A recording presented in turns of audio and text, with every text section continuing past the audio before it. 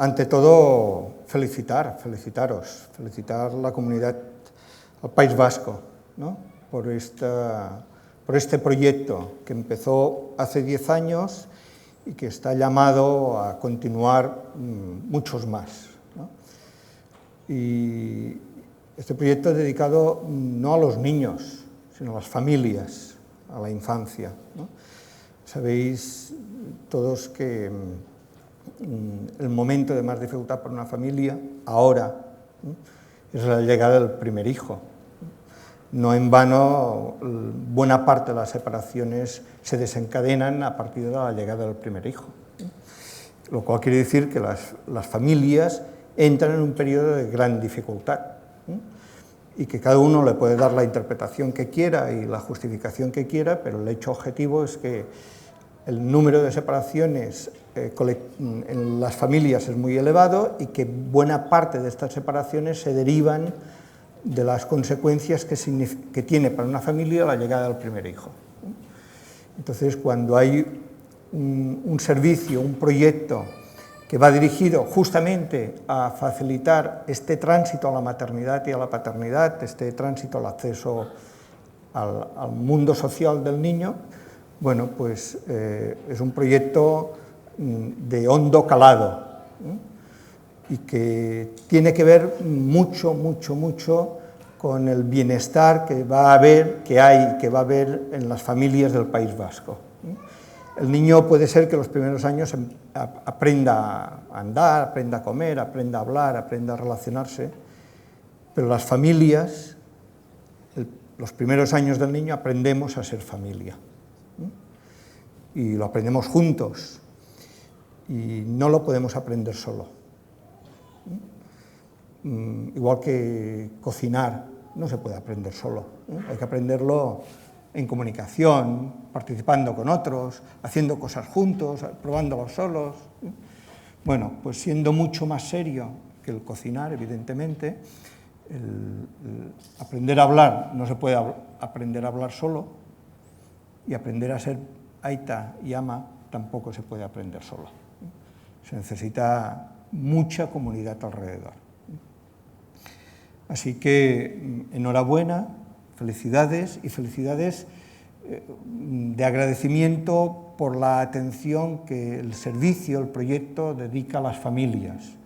Este encuentro es una muestra de cómo un aniversario no se puede entender sin la participación de las familias, pero es también la encuesta de evaluación que ha hecho el Gobierno vasco del servicio de haurreskolak.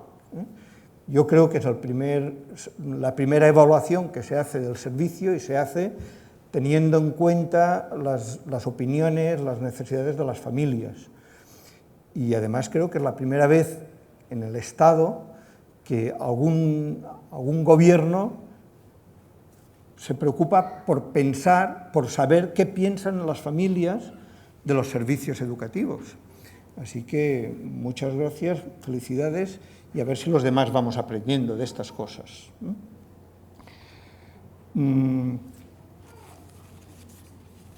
Empezaría por el Gobierno vasco, por la viceconsejera, seguiría por Maite Larrañaga, por Maika. Esto no tiene fin hasta nombrar todos los niños, así que yo creo que nos tenemos que congratular muchísimo todos de estar aquí celebrando lo que estamos celebrando y teniendo por delante lo que se ve venir. Y en los tiempos que corren, eso es de agradecer. Tener cosas a compartir en sentido de esperanza, de participación y de crecimiento y de apoyo a las realidades personales y las realidades familiares, esto empieza a ser excepcional. Y esto nos alimenta la esperanza y, por lo tanto, nos carga de energías. Así que muchas gracias. Y enhorabuena, no paréis. Bueno, voy a intentar ser breve, lo breve que se puede ser en una charla, porque creo que lo que se tenga que decir es lo que se está diciendo entre todos, desde la primera convocatoria hasta que se cierre el acto y el lunes vuelvan los chavales a la escuela, y cada uno a su tarea. pero va bien evidenciar algunas cosas. A mí me parece esencial hacer algo que suelo hacer, que es afirmar que creo en la educación. Y creo que no es una cosa mía. Si estamos aquí es porque creemos en la educación. Y creer en la educación no significa creer en las escuelas. También significa creer en las escuelas. Pero en este contexto, creer en la educación significa creer en las personas. Y perdonad que os diga que lo más difícil en la educación es creerse capaz de ser aita y de ser ama. Somos más capaces de creer en las capacidades del niño. Esto es lo que nos ha movido la conciencia colectiva, a creer en las capacidades del niño. Somos más capaces de eso que de creer en nuestras propias capacidades de maternidad y de paternidad. Y el niño no será más persona ni más competente que lo que sean sus aitas y su ama. No lo será. Tendrá más tiempo a partir de... porque nosotros le acompañaremos hasta un momento y a partir de ahí él seguirá. Y él absorberá, sabrá cosas que no habrá aprendido, porque las heredará de nosotros. Unas herencias le irán por la vía genética, otras por la vía perigenética, otras por el ambiente, otras por el contagio, y acumulará el saber. Sin haberlo aprendido, acumulará el saber que nosotros tenemos, igual que nosotros tenemos mucho saber acumulado de cosas que no hemos aprendido, pero que nos surgen cuando las necesitamos. Pues el niño acumulará esto y después seguirá su historia.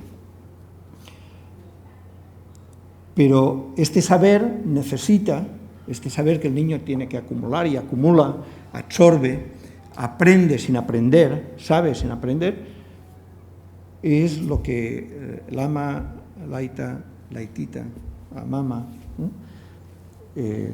la escuela, los compañeros le transmiten. Y en estos momentos hay mucha más dificultad para que los padres y madres nos sintamos competentes y capaces que para dar seguridad a los niños o las niñas. Y depende de muchas variables. Por un lado, por las grandes expectativas que tenemos. Otros, porque nos sentimos enormemente solos en la tarea educativa con los hijos. Y otro, porque sabemos que el niño lo puede casi todo y tendemos a creer que aquello que no consigue el niño es culpa nuestra. Y no es así. No es así. Mayoritariamente no es así. Y además tenemos una dificultad añadida. Por un lado, las grandes expectativas sobre el niño, las grandes expectativas sobre la educación, nuestra propia desorientación como aititas y como amas, como aitas, y la dificultad para metabolizar nuestro sufrimiento. Problemas laborales, encontramos maneras de metabolizarlos. Hablamos con los compañeros, tenemos organizaciones sindicales, sabemos de eso. Temas culturales, tenemos... La inmensa mayoría de aitas y amas no encuentran interlocutores para metabolizar, para expresar el sufrimiento, para expresar sus dudas y para construir proyecto. Hay muchísima más información para desarrollar una vida activa sexual, que no es moco de pavo, es importante, pero hay infinidad de información, de recursos, de ayudas, de referentes para esto, y hay 0 o 0,5 ayudas para ayudar a los aitas y a las amas a pensar, repensar, metabolizar, entender, transformar. Y esto genera dificultades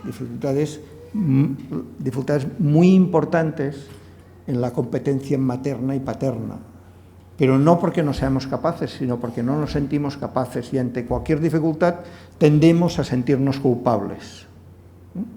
Yo debo llevar 40 años haciendo entrevistas con amas y aitas y en los últimos 10 años no no hay ninguna entrevista que antes de los 10 minutos el ama no haya dicho, yo sé que es culpa mía. Pero por favor, ¿culpa de qué? No sé si hay algo que se está haciendo mal, no lo sabemos, porque los problemas no tienen por qué tener culpable. Los problemas, vivir significa tenerse que adaptar a transformar cosas, y hay momentos en que las adaptaciones, transformación, los proyectos, las energías, a veces nos despistamos un poco, a veces nos faltan energías, o a veces sencillamente creemos que aquello no es normal, cuando es lo más normal del mundo. Pero no, ante cualquier cosa que en cualquier situación sería absolutamente normal y que cualquier podría interpretar como aquello una situación absolutamente normal, se vive con angustia y con preocupación. De manera que os aseguro que no hay ninguna entrevista que antes de 10 minutos el ama no haya dicho, yo sé que es culpa mía. Cuando en la mayoría de veces lo que está ocurriendo es que aquella familia está resolviendo buena parte de las dificultades que podrían surgir y le queda algo por resolver.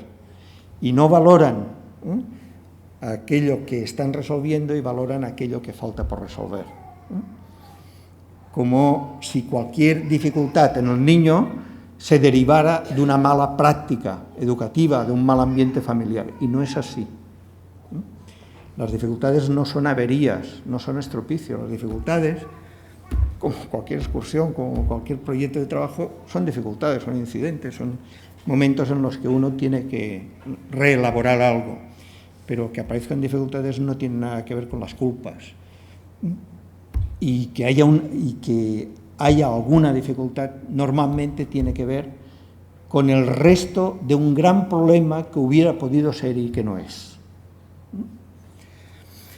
Sí es verdad que este sufrimiento no metabolizado por parte de las familias incapacita en la relación. Porque llega un momento que estás más angustiado, estás más alterado emocionalmente por los propios sentimientos de incapacidad y de incompatibilidad que por poner en marcha lo que deberías hacer. Insisto, hay muchas más dificultades derivadas del sentimiento de impotencia que de la incapacidad propia. Y otras dificultades vienen derivadas por la soledad, la inmensa soledad en la que estáis las familias y que Haurreskolak ayuda a resolver en parte, ¿no? Porque ayuda a resolver lo que tiene que ver con el chaval. Hay 1000 consultas, 1000 comentarios, 1000 referencias a hacer. Pero una ama no debería solo preocuparse y poder hablar del chaval, del niño o la niña, sino que debería poder hablar de ella también, de cómo lo vive, cómo lo siente, qué piensa, ¿no? Y eso hay que hacerlo, y hay que poder hacerlo, ¿eh? Y hay que poderlo hacer en un ambiente donde hablar de la vida doméstica sea reconocido, sea valorado como importante. Así que creer en la educación significa creer en los niños, pero sobre todo creer en los aitas y en las amas, creer en sus capacidades y darse cuenta que creer en la educación tiene que ver con mejorar los recursos de la escuela, pero también con mejorar los lugares de diálogo, de afirmación, de enriquecimiento de los amas y de los aitas. Creer en la educación también tiene que ver con creer en la palabra, creer en el lenguaje, en el diálogo. La familia es uno de los grandes reductos donde el diálogo todavía existe. Pero diálogo significa, en el caso de los niños y las niñas, no solo escucharlos, que en general los escuchamos mucho, sino hablarles. Hablar, dialogar, significa escuchar y hablar y transformar. Y eso significa crear situaciones de diálogo. Es verdad que los niños tienen que tener situaciones de experiencia, de juego, pero ninguna experiencia del niño sirve si no sea palabra. Igual que nuestras propias experiencias de poco sirven si no las convertimos en pensamiento. Para nosotros, convertirlas en pensamiento puede significar ordenar las fotos, puede significar escribir, puede significar narrar, puede significar comentar. Para el niño, pensar, convertir la experiencia en pensamiento en las edades que estamos hablando, significa recurrir sobre todo al lenguaje. Él tiene mucho lenguaje, tiene su lenguaje. Y nosotros tenemos mucho lenguaje y él tiene mucha capacidad para entendernos, muchísima, que no significa respondernos. El que un niño aprenda que en la conversación a un discurso, a una idea, se le responde con otra, eso tarda. A veces hasta los 40 años ni lo hemos aprendido, ¿no? Pero cuando le hablamos al niño en el sentido de convertir en pensamiento aquello que está ocurriendo, aquello que estamos viendo, esto es lo que le permite al niño convertir la experiencia en algo personal, podérselo apropiar. Y creer en la educación significa esto, creer en el lenguaje. Y creer en la educación significa también creer en la comunidad. Porque educar, cuando tenemos chavales, hijos, o cuando la escuela educa, hace proyectos, es el desarrollo personal para incorporarse a algún sitio. Y es verdad que hay una parte de desarrollo que tiene que ver con el aprendizaje de una profesión y el ganarse la vida. Pero el desarrollo personal que pretendemos también implica la capacidad de participar en grupos familiares, en grupos de amigos, en grupos culturales, en convertir la sociedad en algo mejor, en dejar a los demás algo mejor de lo que hemos encontrado. Y esto es nuestro. El niño adoptará sus ideas al respecto, cuando pueda tener ideas al respecto. En ese momento nos toca a nosotros. Educar significa, en niños pequeños, dar una visión optimista de la vida. De la vida quiere decir del mundo, de nuestra actividad.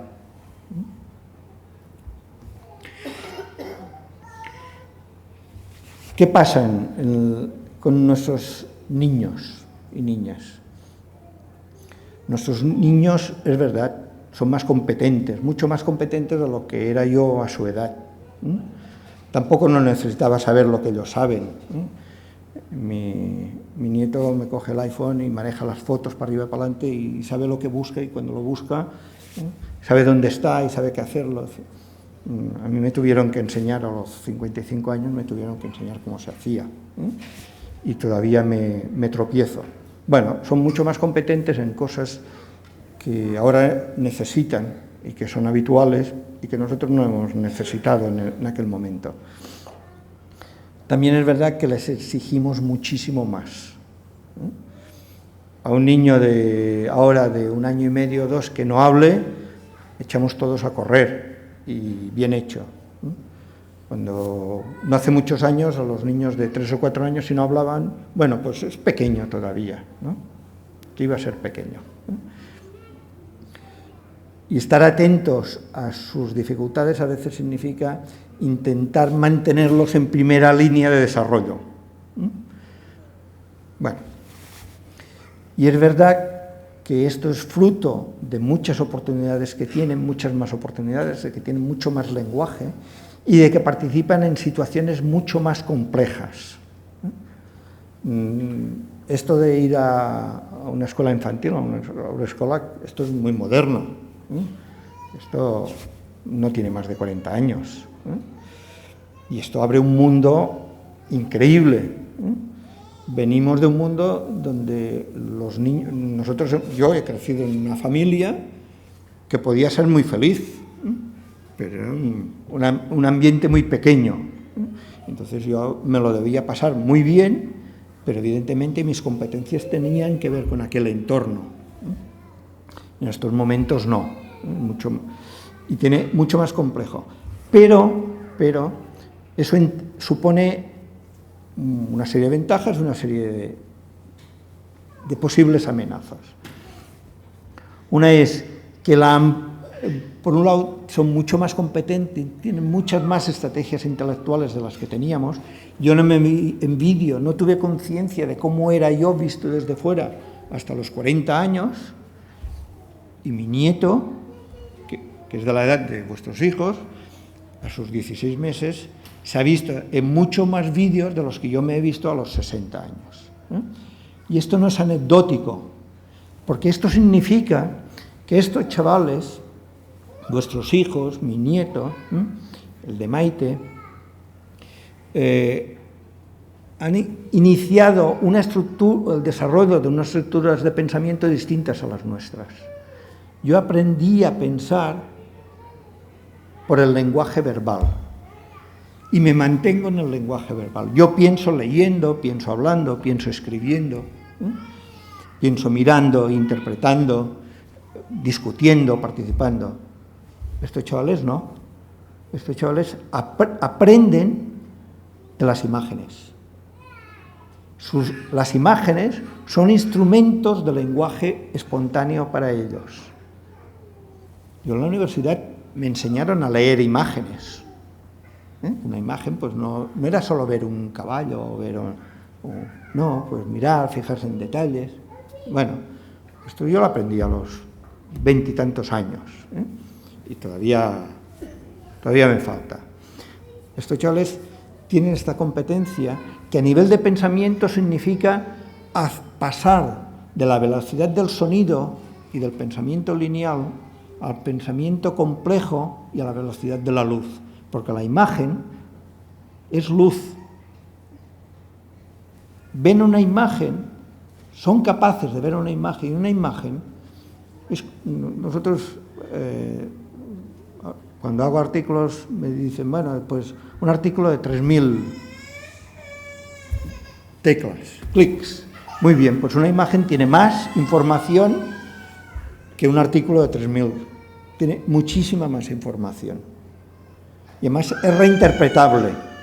El lenguaje verbal, cada uno se fija en una parte, pero tiene un mensaje.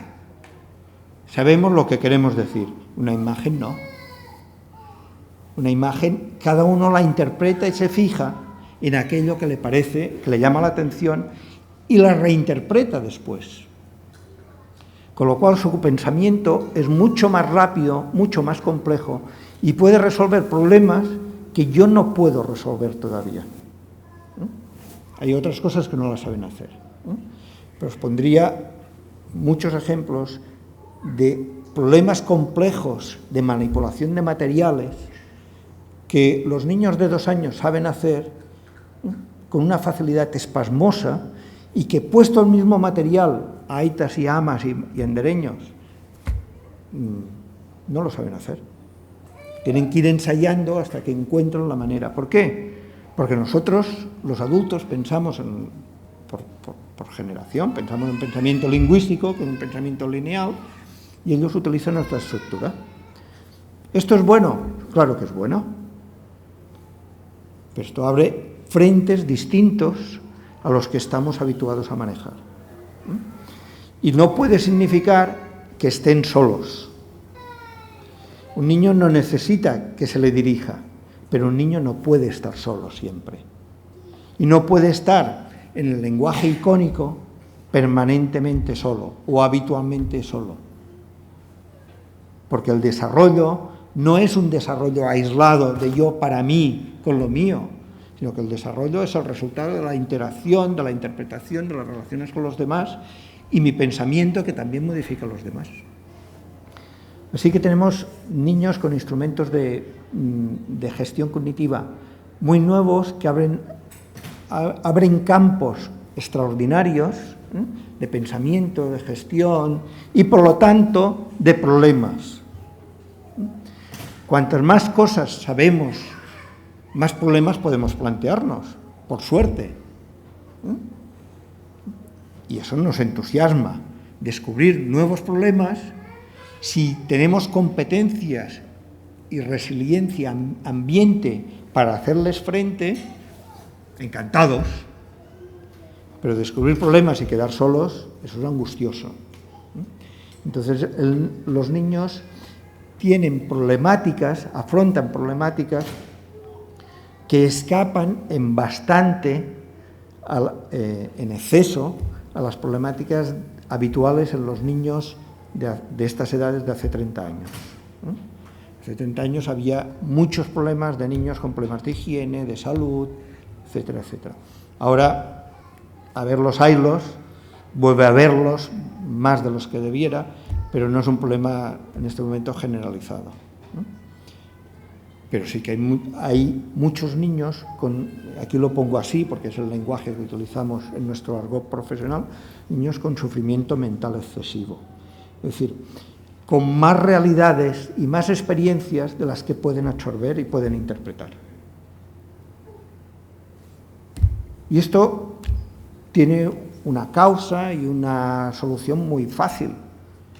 La causa es la soledad en esos procesos, que viven experiencias y afrontan actividades y adquieren informaciones por canales muy individuales y tienen pocas oportunidades para dialogarlos y metabolizarlos y reinterpretarlos.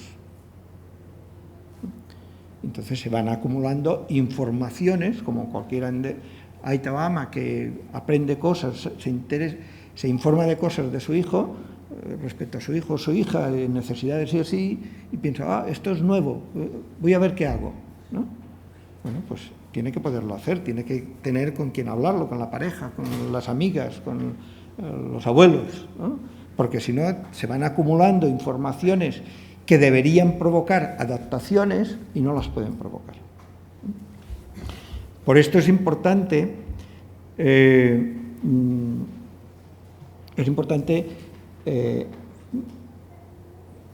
por un lado, hemos mejorado muchísimo la atención a los niños y las niñas, las hemos mejorado muchísimo, tanto en el ambiente familiar como en el ambiente escolar. La haurreskolak de ahora no tiene nada que ver con la haurreskolak de hace 10 años y por las escuelas privadas y públicas de hace 20 años. No tiene nada que ver, es un sueño. Visto desde entonces, esto sería un sueño. Pero sí que necesitamos ayudar a consolidar nuestra relación con los niños con instrumentos que den salud al sistema de relaciones familiares. No lo voy a explicar todo, porque no. Solo recordar que antes de los 3 años, se han establecido las estructuras afectivas básicas. Las voy a nombrar. Una es el apego. La estructura básica, sin la cual no estaríamos aquí, estaríamos o en depresión, estaríamos por ahí solos, es la estructura de apego. Nuestras estructuras de apego se han consolidado mucho y han variado mucho, con lo cual tenemos problemas de modelo. El modelo de relación de apego que defendíamos todos hace 30 años no sirve ahora. Haurreskolak en sí misma es una alternativa a los modelos de apego, de la dependencia al Aita y al Ama. Bueno, pues hemos incorporado un servicio que significa separar al chaval del Aita y al Ama de forma institucional, pues durante un largo periodo diario y lo consideramos en general bueno, pero esto significa cuidar mucho tanto el contexto de haurreskolak como el contexto familiar cuando se produce el reencuentro, que no es moco de pavo el reencuentro. Para un niño de 1 año, estar 5 horas, 6 horas lejos de casa necesita un proceso de adaptación. Se acostumbran a todo, pero se tienen que acostumbrar bien. Pero no solo eso, los modelos de apego familiares han cambiado. El otro día en un grupo decían, no es para tanto, en Alicante me decían, no es para tanto. Digo, bueno, apuntar en un papel, pasar lista en vuestra clase cuántas familias están separadas. Pasar lista. Y bueno, paramos 5 minutos y la que menos tenía, porque todas eran mujeres, la que menos tenía era un 30%. De chavales de 1 año, de 2 años. La que menos tenía era un 30% del grupo. Pues un 30% es mucho. Independientemente si es oportuno separarse o no, de los motivos, etc. Pero esto significa que los modelos de apego en la relación de separación hay que revisarlos y no puede ser que cada aita y cada ama tenga que inventarse su modelo, porque justamente están en crisis y no pueden hacer eso. Tiene que haber algún servicio, algún sistema que protocolice eso y que acompañe. Y las familias patchwork, que se dice, ¿no? Familias que después de la separación se juntan y resulta que un chaval... Bueno, todos estos modelos hay que replantearlos. No pasa nada. Hemos hecho muchas transformaciones sociales que han venido porque han llegado, pues esta también, pero no es banal y hay que dedicarle tiempo y atención. Y no es justo, no es razonable que el aite y el ama que se encuentran en estos fregados, que causan sufrimiento, que causan dolor, lo tengan que atravesar solos. Porque esto causa sufrimiento innecesario y gratuito que no conduce a ningún lado. El ama y el aita necesitan estar serenos, sentirse bien, y eso a veces solo no puede hacerse. Y uno necesita espacios donde orientarse. Si yo mandara que no mando, ni quiero, pensaría que ese espacio de privilegio para orientar, para que las familias encuentren referencias en estos trances, es la escuela, es el lugar más espontáneo. Pero no quiere decir que lo tengan que hacer los andereños. Pero es igual, es una discusión menor. Lo importante es que las familias necesitamos lugares donde echar mano para replantear, reformular los modelos de apego cuando se producen crisis de este tipo que no son menores. Y de esto va a depender buena parte de los niveles cognitivos y estabilidad emocional. De la estructura de apego depende el equilibrio personal, la capacidad de dormir, los trastornos de sueño, los trastornos alimentarios, la capacidad de atención. Lo primero que nos pasa cuando entramos en crisis de relación es que nos cuesta centrar la atención. Si nos mantenemos en crisis de relación, una crisis que se prolonga excesivamente, pues aparecen incapacidades, dificultades para mantener habitualmente la atención. Bueno, no hay por qué, porque se puede evitar, sobre todo hablando y buscando con quién hablar y gente que ayude a poner paz. Pero antes de los 3 años hay otra estructura fundamental que se tiene que resolver, que en la escuela habéis oído hablar de autonomía y es un lenguaje muy escolar, pero que tiene que ver fundamentalmente con el narcisismo. El niño, antes de los 3 años, tiene que ser capaz de identificar cuáles son las necesidades que tiene, darse cuenta de lo que necesita, de lo que le ocurre y buscar maneras de resolverlo. Y esto solo es posible no si se le deja, sino si se le acompaña. Y acompañar quiere decir a veces mirar desde lejos y significa sobre todo sentir el placer de ser aita y de ser mama viendo el chaval que está creciendo de esa manera. Y que esa competencia no es resultado de que lo estemos abandonando o que él nos esté abandonando, sino es resultado de nuestra capacidad parental, de dar esta solidez para esta independencia. Pero no es independencia en el sentido de distancia, sino que es independencia en el sentido de narcisismo, de seguridad personal. Y no hay narcisismo posible si no hay narcisismo en el ama y en el aita. Si el ama y el aita no nos sentimos competentes, el niño y la niña no podrá sentirse competente, porque su estructura psíquica está en dependencia con la nuestra, por suerte. Y otra cosa, antes de los 3 años tiene que haber afrontado la ambivalencia. Son estas cabezonerías tan típicas de los 2, 3 años. Ambivalencia es ser capaz de entender que no todo en el ama es bueno, ni todo en el ama es malo. Que no todo lo que quiero puede ser, y no puede ser a la vez. Y esto significa mucha solidez en las relaciones afectivas. Otro elemento fundamental antes de los 3 años es la socialización del niño. Socialización no quiere decir escolarización. La escolarización puede ayudar a la socialización o la puede dificultar, depende del modelo de organización. En general, la Haurreskolak es un buen servicio y lo propicia. Pero el niño, y vosotros lo sabéis, cuando llega al año, año y medio, da un cambio. Y de estar pendiente de nosotros absolutamente, empieza a estar pendiente de lo que ocurre detrás. De querer jugar con cacharritos, pasa a querer jugar con nuestras cosas. Las llaves, es lo típico, el móvil, pasa a querer jugar con lo que nosotros tenemos, con lo que es importante para nosotros. ¿Por qué? Porque para él ha empezado la fase de descubrimiento del mundo. Y socializar significa pasar a participar en el mundo. Y esto solo se hace acompañado.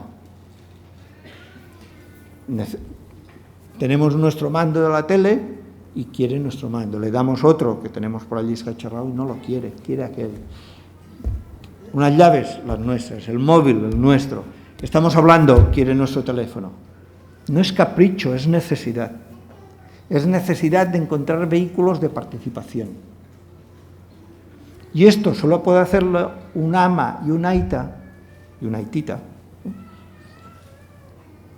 al que no le estorba al niño. No le estorba quiere decir que cabe en lo que estás haciendo. Hay que aprender ya lo sabéis, a ponerse un poco separado de la mesa para que quepa. Hay que aprender a tener 3 o 4 lápices, ir por turnos, irlo compartiendo, porque cuando le das uno quiere el que tú tienes. Hay que ir aprendiendo a decir, vamos a atender, venga, ¿me ayudas? Porque si no le dices que te ayude, te va a ayudar igual. No, tú juega con las pinzas, no, que él lo que quiere es participar, socializar. Y eso significa hacer un estilo de vida familiar en el que el niño quepa. Hay cosas que no se pueden hacer con el niño. Bueno, pues hay que encontrar la manera de hacerlas sin el niño, aprovechando o que está alguien más en casa, o que el niño está entretenido, o que nosotros estamos haciendo aquello, pero nos organizamos para tener al niño delante y que vea que lo vemos. De tener la mesa a la plancha mirando hacia la habitación a tenerla pegada en la pared, hay un abismo. Bueno, pues 1000 refugios de esos. Cuando vamos a comprar, el niño quiere participar, pero no es una cuestión de capricho, es una cuestión de necesidad. Igual que al niño le interesan los estímulos cuando tiene 3 o 4 meses y hay una luz y le ponemos cacharritos para que se entretenga y se estimule, pues a partir del 10, 11, 12, 13 meses, depende de cada niño, cada contexto, y de cada comunidad, cada sociedad, bueno, pues el niño a partir de esa edad quiere participar. Quiere participar, quiere decir, quiere aprender de lo que estamos haciendo, porque ya no le interesa su experiencia solo, ni sobre todo. Le interesa la apropiación de la experiencia de los demás. Los pollitos, no aprenderían a comer si la gallina, la clueca, no cogiera cosas por el campo, las levantara y las tirara. Y lo tira. Entonces el pollito ve aquello que se está moviendo, que ha movido su madre, y va y se lo come. Si no, se morirían, porque no sabrían qué escoger. Aprenden de eso. Bueno, pues el niño no puede crecer si no participa, si no encuentra espacios de participación en nuestra vida. En la escuela se organizan actividades para los niños y las niñas. En casa, en general, hay que hacer las cosas de manera que los niños puedan participar, tengan su espacio de participación.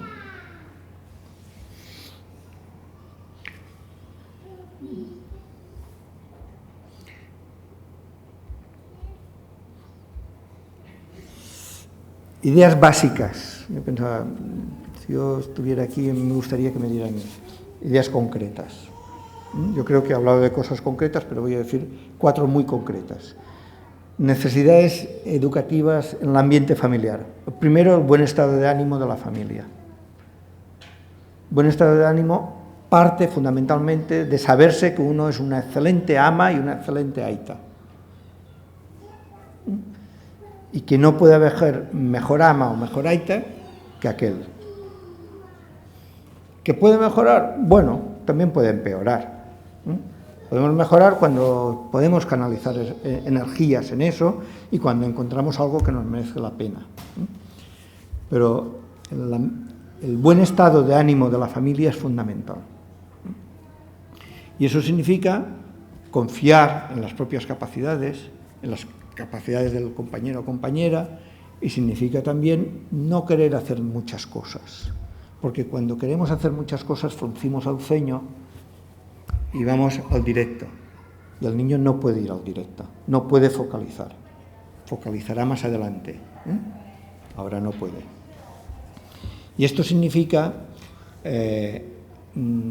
encontrar mecanismos, recursos para metabolizar, para digerir, para transformar las dudas y los sufrimientos.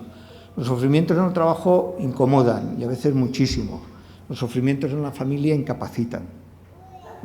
Cuando alguien está preocupado por el hijo o por la pareja, eso fastidia mucho, duele muchísimo.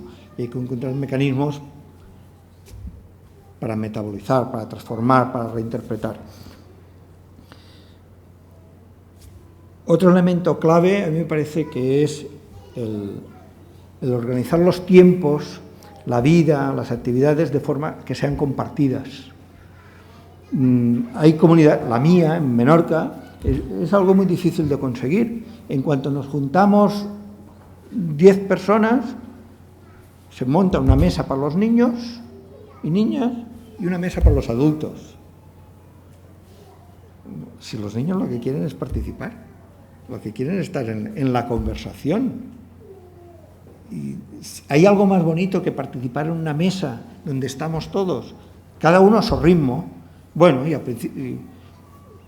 el niño aprende a esperar, aprende a entender lo que ocurre, porque está participando en una comunidad que están ocurriendo cosas.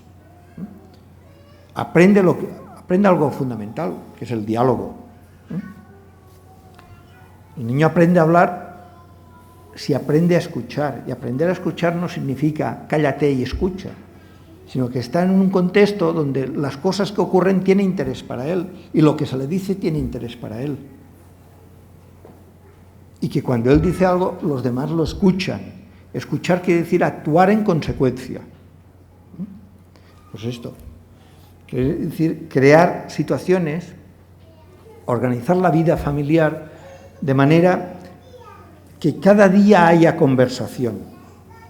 Y conversar es aquello que hacemos cuando lo importante es hablar, que no es solo hablar, que conversar a veces es mientras estamos recogiendo la ropa, porque es una actividad mecánica, que el niño al principio le presta mucha atención porque quiere colaborar, pero poco a poco la va mecanizando, y mientras vamos haciendo aquello, vamos hablando de cosas, o mientras vamos...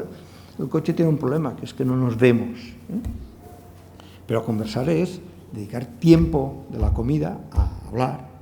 Y eso significa tener el móvil apagado en el cajón o en el balcón. Y eso significa tener la televisión apagada. Y eso significa no correr. ¿Que no se puede hacer a la hora de comer? Pues a la hora de cenar. ¿Que el niño cena una hora? Pues vamos a cenar un poco juntos. Es que si no las posibilidades de conversar son muy mínimas. Hay algo más importante que la amistad. Los griegos decían que el amor puro, la amistad. ¿La amistad qué es? Es conversación. ¿Una familia pueden no ser amigos? No, hay que ser amigos. Pero ser amigos significa conversar. Y conversar con un niño no quiere decir hacer una reunión, quiere decir aprovechar lo que está ocurriendo para ir hablando de nuestras cosas y ya está. Hay días que la conversación es súper rica y súper trascendente, y hay días que la conversación es, pues me he caído, me he tropezado, ha llovido, mañana qué vamos a hacer, pero es esto, es participar. Algo que los niños necesitan es las permanencias. Permanencia es que las cosas se puedan apropiar, que haya historia. A veces entendemos que ir al parque con el niño, ya está, el niño ya ha conocido el parque. No es verdad. El niño ha tenido una experiencia del parque y ya le han quedado 1000 interrogantes por resolver. El niño conoce el parque cuando ha ido 20 veces y se ha parado un día en un juego y otro día en otro. No es verdad que lo rico sean las experiencias. Lo rico es convertirlo en historia. Pero convertirlo en historia significa convertirlo en cuento, en narración, en explicación. En mi tierra nos encantan los caballos y ir a pescar y estas cosas. Si no pudiéramos hablar de nuestro caballo con los amigos, no tendríamos caballo. Si no pudiéramos hablar de lo que ha pasado durante la excursión con el caballo a los demás, es que no saldríamos. Porque lo que da sentido a la experiencia es convertirlo en historia, en historias. Y el niño no sabe de esto. El niño aprende muy rápido. Aprende muy rapidísimo porque es algo que le sirve muchísimo a convertir la experiencia en historia, en historias. Y por eso le gusta reencontrar y que le expliquemos unas historias 1000 veces. ¿Por qué? Porque eso le ayuda a entender la vida, a entenderse a él, a interpretarse, a explicarse. Pero esto significa pues que estamos en el parque y el niño se está escondiendo y estamos haciendo como si fuera Pulgarcito. ¿Dónde estás? Que no te veo. ¿Por qué? Para ir estableciendo conexiones. Y después llegamos a casa o vamos de camino a casa y le estamos explicando lo que ha ocurrido al parque, conectándolo con la historia de Pulgarcito, el Garbancito. Estas reinterpretaciones. Esto es fundamental, la conversación, apalabrar, poner palabras, escuchar sus palabras, sus gestos. Cuento, mi nieto el otro día nos sentamos, descubrió la noche. Y nos sentamos en la puerta de casa porque quería salir y dije, venga, pues vámonos. Una noche sin luna, noche oscura, ya me preocupé yo de tener la luz encendida dentro de casa para que tuviera más contraste. Y me decía, a su manera, ¿y los pájaros? Yo decía, no sé. Y se quedaban mirando, intentando entender dónde demonios estaban los pájaros, los árboles, los coches. Todo había desaparecido. Pero esa experiencia, eso es experiencia, si eso se convierte en palabra, en hablar. Y hablar no significa que yo hable, sino que escuche sus gestos. Yo decía, oh. Miau, decía el gato. Oh, yo qué sé. Y al final se le ocurrió decir, está durmiendo. Bueno, pues el mundo estaba durmiendo. Es su interpretación. Es esto, es convertir la realidad en interpretación, que al final es lo que estamos haciendo. Ahora estamos explicando una historia con un argumento, un tema. Y en casa hay que cuidar mucho la vida corporal nuestra y del niño. En las ciudades vivimos metidos en 80 metros cuadrados, en 3 metros cuadrados que es el coche, y sin usar los cuerpos. Es fundamental que en las familias de estas edades, siempre, pero en estas edades también, sobre todo, el niño y nosotros utilicemos el cuerpo en la relación. Y eso significa pues, los domingos en la cama, significa el baño, significa las canciones de cuna, significa los juegos de falda, significa jugar por el suelo, significa ir a andar y encaramarse, significa subirse a a lomos de quien sea, significa con el cuerpo descubrir el mundo. Y el mundo en la escuela es la sala de psicomotricidad, el patio. En la familia no, el mundo es mucho más grande, muchísimo más grande. El mundo es inmenso y no se puede descubrir el mundo en la pantalla. El mundo lo descubrimos con el cuerpo, transitando espacios, revisitando espacios, conquistando espacios. Unos urbanos, porque son los que tenemos, otros naturales. El placer del niño contemplando y conquistando la naturaleza es algo fundamental en el desarrollo de su narcisismo, igual que para nosotros. Es sencillamente dar la oportunidad, darnos la oportunidad de dejar hablar el cuerpo en la relación con el mundo, con la naturaleza. Hay algo que me gustaría hablar, solo lo apunto, que es la necesidad que tiene un niño. Hemos hablado del lenguaje, he hablado de las relaciones, del conocimiento, y hay que hacer un apunte también en relación a la vida personal, a la vida interior del niño. El niño es capaz de tener una vida interior, igual que nosotros, a su manera, igual que tiene sentimientos a su manera, igual que habla a su manera. Y porque no hable con nosotros, como nosotros, no significa que le neguemos su competencia lingüística. Se la reconocemos y decimos, no, es que él a su manera lo entiende todo, lo explica todo. Pues la vida interior también. Cuando la vida colectiva estaba organizada con patrones de religiosidad, la vida interior surgía vinculada a las prácticas religiosas. Esto no es así. Es igual si es bueno o es malo. No es así. Pero no puede ser que el crecimiento de un niño tenga que ver con el vacío interior. Y el niño es absolutamente capaz de la contemplación, igual que es absolutamente capaz de la compasión antes de los 2 años. Compadecer al otro no significa sufrir, sino ser capaz de sufrir, de ver sufrir sin huir. Eso es la compasión. Y los niños de 2 años, por poco que se lo permitamos y los acompañamos, son capaces de percibir el sufrimiento de otro e intentar paliarlo en alguna manera. Y eso le consuela, y eso le permite escuchar el sufrimiento de los demás sin angustia. Estamos hablando de sufrimientos asumibles. Pues lo mismo en aspectos como la meditación, como la contemplación. Los niños son perfectamente capaces antes de los 2 años, a descubrir la belleza y a contemplar la belleza. No solo mira y ya está, y pasamos a lo siguiente, sino mira, y nos sentamos a contemplar aquello. ¿Por qué? Porque el desarrollo cognitivo lo tienen bastante asegurado. El mecanismo social, el escolar, se lo va a permitir, y las conductas espontáneas de las familias también. Mis nietos y vuestros hijos van a tener dificultades en la gestión personal. Pueden decidir muchas cosas, pero tienen que ser capaces de decidirlas. Mi dificultad era acceder al derecho a decidir en lo personal. La dificultad de mi nieto va a ser capaz de decidir entre las 1000 cosas que va a tener que decidir.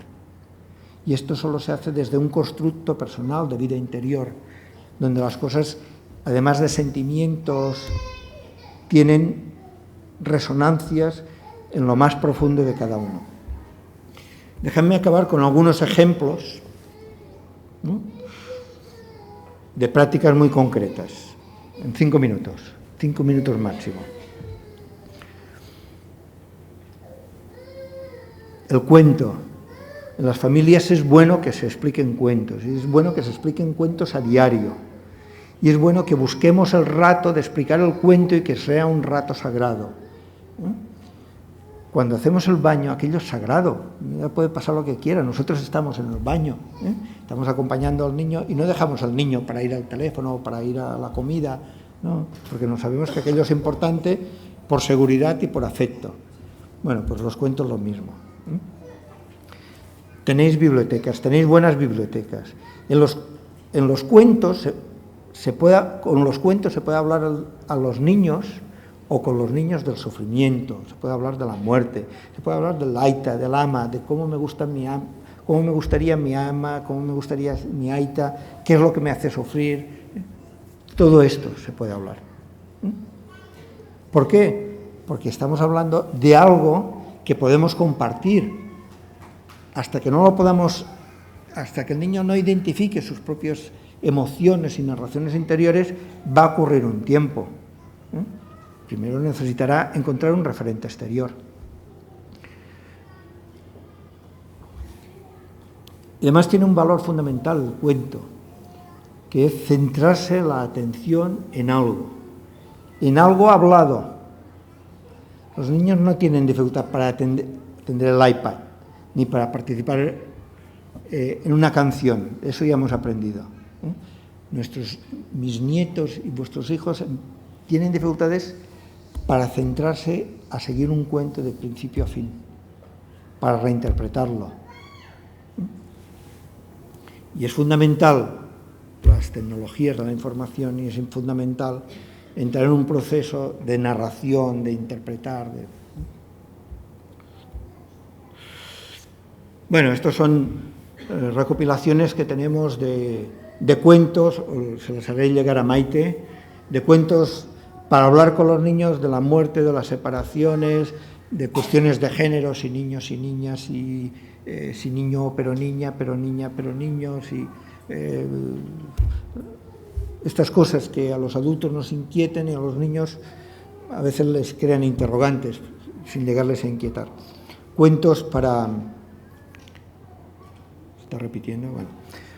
Cuentos para hablar de enfermedades, de la mamá que ya no me conoce, de la aita que no se acuerda, de la mamá que le han quitado un pecho porque ha tenido un cáncer, de estas cosas. Materiales que las familias no tenéis por qué conocer, pero tenéis que tener acceso a él cuando lo necesitáis. Saber que eso existe, y yo creo que Haurreskolak os lo puede facilitar perfectamente. Son ejemplos de actividades de familias, de encuentros de familias. Este es un encuentro organizado de familias que se encuentran en una escuela cada semana y que comparten juegos con los niños y hablan de las cosas de los niños y de las cosas de las amas. Y son grupos estables. Bueno, pues ya os imagináis lo que ocurre. Sí hay un pacto de que cuando se empieza un tema se sigue, que no vamos saltando, pero el tema se decide. Pues, no, a mí me interesaba hoy hablar de esto. Bueno, pues, sabes que la semana que viene hablamos de esto y nos vamos documentando. Es una dinámica muy espontánea, pero muy rica y que da mucha solidez a los sentimientos de las amas y las aitas. Hay familias que se lo organizan. Allí cada vez hay más familias que alquilan un garaje, una casa de campo, y allí es donde se encuentran ellos habitualmente. Pues chapó, enhorabuena. No se puede ser ama solo, no se puede. No se puede ser familia solos. El acceso a la cultura de los niños. Los niños pueden disfrutar de conciertos. El formato de los conciertos tienen que ser distintos. Y acceder a la sensibilidad de la música es muy importante.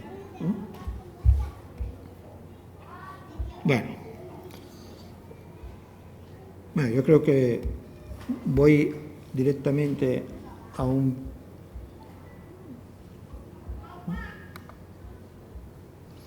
poco como se me ha ido.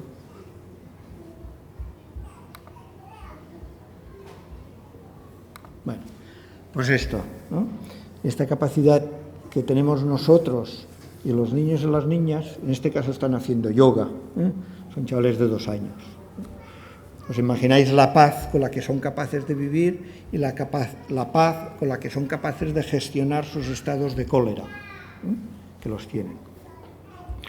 Bueno, muchas gracias, ya lo he dicho antes, y sobre todo vamos a tener tiempo si tenemos oportunidad de añadir vuestras experiencias, vuestras sensaciones, vuestras ideas.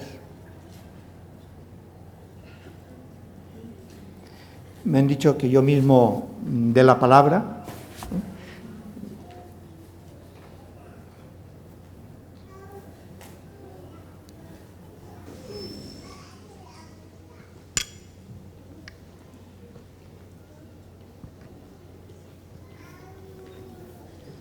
Tener cuidado porque si no seguiré hablando yo.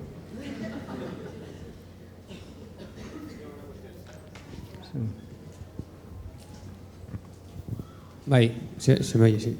Que yo un poco andando en lo que dices de la importancia de las familias, de no estar solos y de compartir y todo eso. Yo creo que aquí hay algunas escuelas de padres y madres. Y bueno, nosotros vivimos en un barrio que es un poco bastante nuevo, hay muchas casas de protección oficial y hay muchas parejas nuevas con críos. Y estamos pensando, la asociación de vecinos, pues hacer una escuela de padres y madres para eso. Entonces, pero tampoco sabemos muy bien cómo hacerlo y así. Entonces, no sé si tú tienes experiencia en eso, como en la escuela donde yo trabajo también se hace una vez al mes y van los padres y hablan y comparten. Eso, básicamente, ¿no? Sí. Pero bueno, pues no tenemos ni local todavía en el barrio, pero cuando lo tengamos, pues es una de las prioridades. Sí. Lo único que diría por mi experiencia que hay que tener en cuenta diversidad de intereses y de expectativas. Hay aitas y amas que lo que les preocupa es cómo acostar al niño, lo cual es una preocupación importante, y hay aitas y amas que se plantean el debate entre libertad y felicidad. Entonces, hay contextos, hay grupos, tiene que haber ofertas distintas para los distintos niveles de preocupación y de interés. Igual que hay aitas y amas que lo que les preocupa es cómo gestionar a sus gemelos o a sus trillizos, que eso no tiene nada que ver con todo lo que hemos hablado. Pero a verlos, haylos. Y no es fácil. Y no se puede pedir a las familias con gemelos y trillizos que se armen de paciencia y aguanten hasta los 4 años. Porque hay patrones educativos que les va muy bien hablar de eso. Pues eso. Estaría bien saber de antemano qué preocupaciones tienen o el momento, no sé. Sí, pensar en destinatarios distintos. Hay actividades que se hacen para unos, pues cómo explicar un cuento, y hay actividades que se hacen para otros, pues que es dilema entre felicidad y libertad. No sé. Pero es de las mejores cosas que podéis hacer como colectivo. Y seguro que el departamento os echa una mano en algún sentido, ¿no? Primero en un local. Sí, el local es lo más fácil. Vale, eskerrik asko.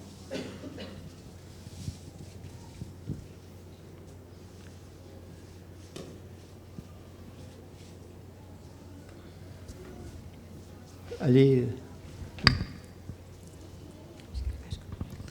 Kaixo. Bueno, yo tengo una pregunta. Tengo 2 hijas, una de 4 años que acaba de cumplirlos y una de 17 meses. Y me doy cuenta que soy muchísimo más exigente y más dura conscientemente, y no sé cómo hacerlo con la mayor que con la pequeña. Por ejemplo, la pequeña o la mayor siempre ha tenido ese momento de dormirla.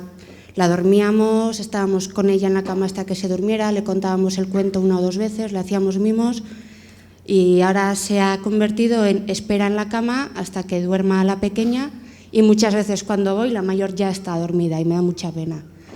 Y no sé por qué, pero soy mucho más exigente y más dura con la mayor que con la pequeña, y me parece injusto, pero me sale así. Bueno, pues si te das cuenta, el problema es mucho más pequeño. Es de aquellas cosas que, bueno, tú lo sabes, tú lo dices, y yo no puedo añadir nada a eso. En todo caso, es intentar entender que que tú encuentres la manera de explicar por qué te pasa eso. Y que encuentres la manera de reconducir tu manera de hacer. Y hay cosas que uno decide hacerlas, cambiar de alimentación, pues uno sabe que no come lo que debe y tiene que cambiar, pero entonces tiene que aprender a cocinar distinto y tiene que aprender recetas distintas y hábitos distintos. Y para ese cambio va bien contar con ayuda. Sencillamente interlocutores, porque suele ser más fácil de lo que uno se imagina, pero las cosas solas cuestan mucho. Suele ocurrir lo que tú dices. Lo que no suele ocurrir es que las amas o los aitas tomen conciencia y quieran modificarlo.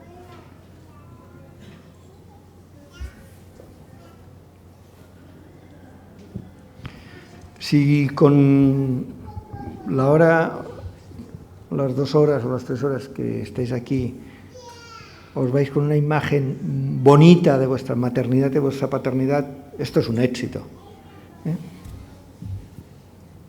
Yo te quería preguntar, a veces me da la sensación de que a los críos les hacemos muy protagonistas, en el sentido de que ahora tengo toda la atención para ti, dime lo que tú quieras, ahora esto, o sea, pídeme la luna. Y al final los bloqueamos, ¿no?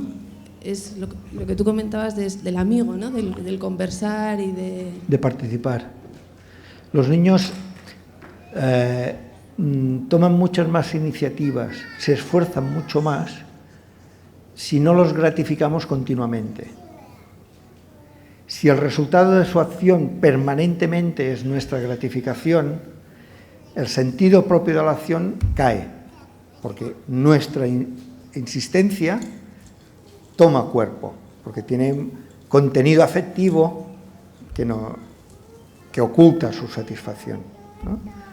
Por eso es muy importante que el niño, estoy diciendo lo mismo que estás diciendo tú de otra manera, muy importante que el niño participe en contextos, haga su parte y nos sentamos felices. Ah, qué bien, ya tenemos la mesa puesta. Venga, ahora ya podemos.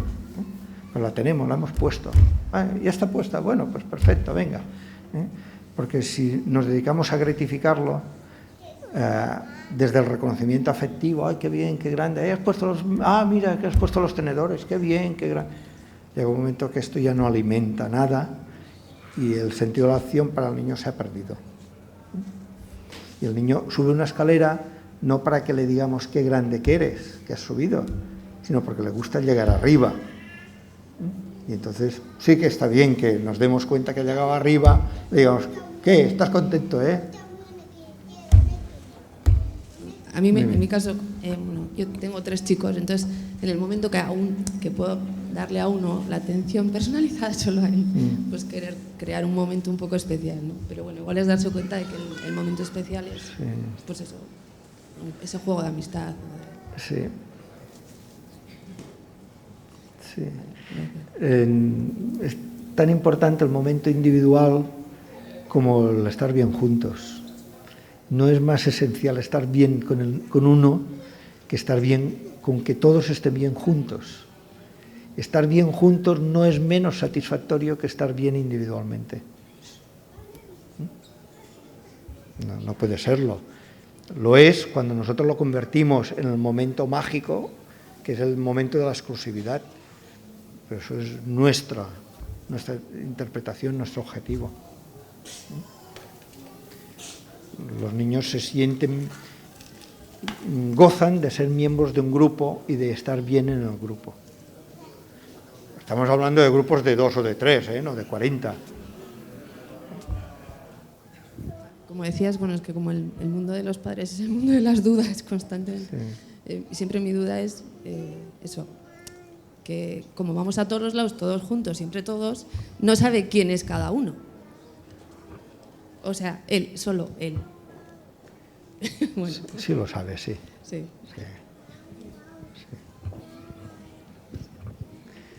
Pues no va a Horrescolak. Es decir, hay infinidad de momentos de individualización, hay muchos cuando come,